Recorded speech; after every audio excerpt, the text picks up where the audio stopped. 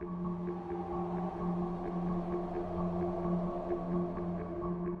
sure you guys noticed by now that I love myself a good conspiracy theory. There's just something about them that really intrigues me. It's always a fun time diving into them, and that's exactly what we're gonna do today. These are 4 NBA conspiracy theories that might actually be true. Enjoy the video. When it comes to suspicious number 1 picks, many are quick to point out when LeBron ended up with the team that was closest to home in 2003. Carmelo, your reaction to what's going on with LeBron, his opportunity to stay at home there in Ohio? Well, I kind of knew that Cleveland was going to get the number 1 pick, so I think they rigged it. Now, don't quote me on that, though, man. When Derrick Rose wound up with Chicago, and even when AD ended up with the Hornets, who were in desperate need of a star to help sell the team. But there is one number 1 pick who doesn't really get brought up a lot that was also pretty suspicious considering the circumstances. Back in 2010, everyone came to the consensus that John Wall was going to be the number 1 pick in the draft. All that was left to figure out was who would get the chance to take him, and as you all know, the Washington Wizards would end up winning the lottery, despite only having a 10% chance. As you can see, Irene Polin had a stunned look on her face when her team won. Well, she was the wife of longtime owner Abe Polin, who unfortunately wasn't able to be there because he had just recently passed away 6 months earlier. It was certainly a surprising win, but not so surprising to former Timberwolves president of basketball operations, David Kahn, who once said this in the past, quote, "The league has a habit, and I'm just gonna say habit, of producing some pretty incredible storylines. So what feel-good storyline may he be referring to? Well, as I said before, the owner, Abe Polin, passed away in November of 2009, and then the team somehow won the very next lottery that took place. Plus the fact that the now widow of Abe, Irene Polin, curiously showed up on the night they got the number 1 pick. When they could have easily just chose one of their players to represent the team, people thought her attendance was kinda odd. It was almost too convenient to say the least. Also, how could we forget about the bad publicity that the Wizards had just gone through, involving Gilbert Arenas and that locker room incident? That was definitely embarrassing for them. With that incident hanging over the franchise, they desperately needed a fresh start, as well as a fresh face of the team. In the end, winning that lottery made it look like the team was on the up and up, which definitely convinced Ted Leonsis to finally buy the team, who has been considering pulling the trigger for quite some time. It looks like there was a happy ending after all, which was something that the NBA surely wanted.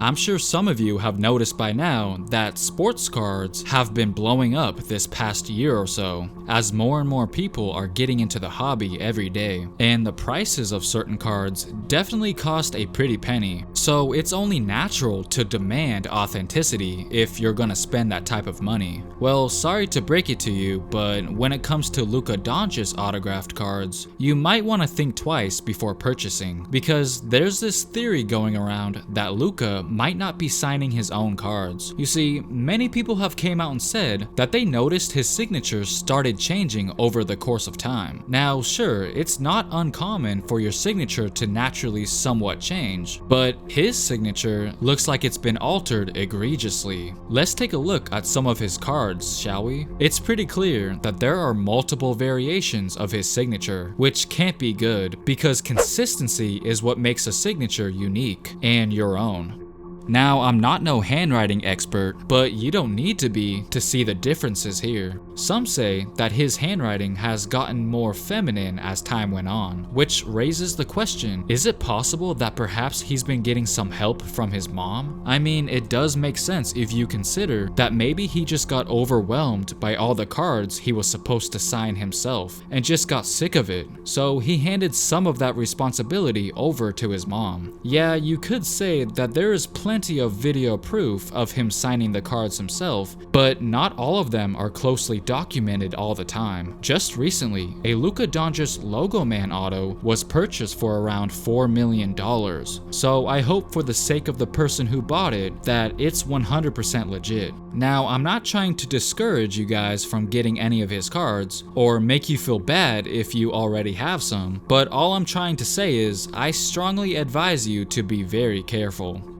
If you know anything about Jeff Van Gundy, it's that he's never afraid to speak his mind, but it looks like he should have kept his mouth shut on this one. Let's go all the way back to the year 2005. The Houston Rockets were taking on the Dallas Mavericks in the first round of the NBA playoffs, and the Rockets would actually win the first 2 games of the series. But going forward, things would go downhill for Houston, and Jeff Van Gundy believed he knew exactly why. You see, when the Mavericks went on to win the next 3 games, Van Gundy couldn't hold in his little secret anymore. He just had to get something off his chest. Van Gundy revealed that before Game 3 of the series, he got a call from an anonymous league official who was not working that particular series, and he told Van Gundy that the referees are going to be looking harder at Yao Ming because of Mark Cuban's complaints. That's right, Jeff Van Gundy dropped a bombshell and basically exposed Mark Cuban for making several phone calls to the league office complaining about Yao Ming, as he felt he was getting away with setting illegal screens. Van Gundy already had his suspicions that the referees were too hard on Yao and were calling unfair fouls on him, and that Yao was some sort of a target. You could say that maybe he was just paranoid, but once again, how do you explain that mysterious phone call that he claimed he received warning him about the officials going after Yao? To this day, the caller is still unknown. Mark Cuban predictably came out and called the accusations crazy. And of course, David Stern chimed in as well and said, if he's going to say things like that, he's not going to continue in this league.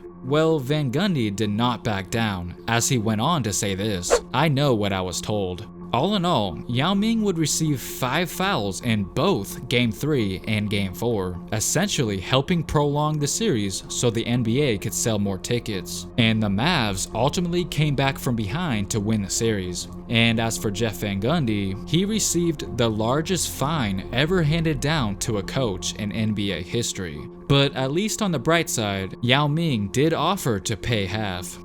Now, this last one is just food for thought. You know, just something to get you thinking. When the Portland Trail Blazers went up against the Denver Nuggets in the 2019 semifinals, many fans quickly realized that if Portland were to move on to the conference finals, then interestingly, we would get to see the Curry brothers go at it in a playoff series. But first, the Blazers had to get past Denver before that matchup could happen. But in Game 7, that potential storyline was in serious jeopardy. The Nuggets came out hot, and it looked like the Blazers had no chance at all. But suddenly, or should I say suspiciously, Portland somehow rallied back in the game and ultimately squeezed out the victory to advance to the conference finals. Now, don't get me wrong, I was definitely glad that my Blazers were able to pull it off, but when watching the game, it seemed awfully strange that the Nuggets began to play nothing like they did earlier in the game, and many people suspected that it was because the NBA had a certain agenda. They wanted the Curry brothers in the Western Conference Finals, because that would obviously be a much more intriguing headline and would be way better for everyone involved. And maybe, just maybe, the league promised to make it up to the Denver Nuggets very, very soon. Sounds ridiculous, yes, because I didn't really provide any concrete evidence at all for this one, but sometimes you can just feel it. I mean, it's called a conspiracy theory for a reason.